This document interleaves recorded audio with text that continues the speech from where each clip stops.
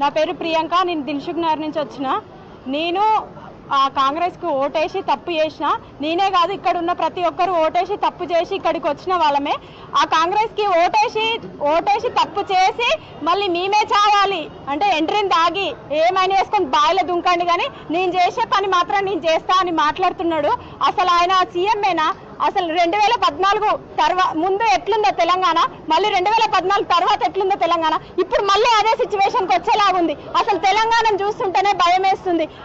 మేము చాలా మంది విద్యార్థులం, అసలు ఇంటి దగ్గర చాలా మందికి అమ్మ ఓటేయండి, కాంగ్రెస్ ఓటేయండి, మార్పు వస్తుంది, 2 లక్షల ఉద్యోగాలు వస్తాయని చెప్పి మేము వాళ్ళందరినీ నమ్మించి వాళ్ళని మోసం చేసి మేము ఓటేపించి నిన్ను గెలిపించి నిన్ను ఆడ కూర్చోబెడితే ఈరోజు మమ్మల్ని జావమని అంటావా? నువ్వు నీకెంత ధైర్యం ఉంటే మమ్మల్ని జావమని నువ్వు అంటావు? అసలు ఎవరు నువ్వు మమ్మల్ని జావమన్నా? నీకే అంటే మేము ఓటేసి గెలిపించింది నిన్ను జావమని, నువ్వు మమ్మల్ని జావమన్నా? నీకా?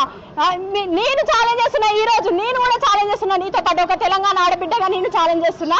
నువ్వు రా, నువ్వు ఏడికి వస్తా అంటే ఆడికి మేమందరం వస్తాం, మేము మాట్లాడతాం. ఎవరిని ఏ నాయకుల్ని పిలవం, ఎవరిని పిలవం, ప్రెస్ ఉంటుంది, మేము ఉంటాం, అంతే. చూసుకుందాం, మాట్లాడదాం. మీరు అంటున్నారు కదా 2 లక్షల ఉద్యోగాలల్లో మేము ఆల్రెడీ 70,000 ఉద్యోగాలు వేసినాం. ఒకసారి అంటారు 60,000 ఉద్యోగాలు వేసినామంటారు, ఇంకోసారి అంటారు 70,000 ఉద్యోగాలు అంటారు. అంటే వేలం పాటే ఆడుతున్నారా మీరేమన్నా మాతోటి?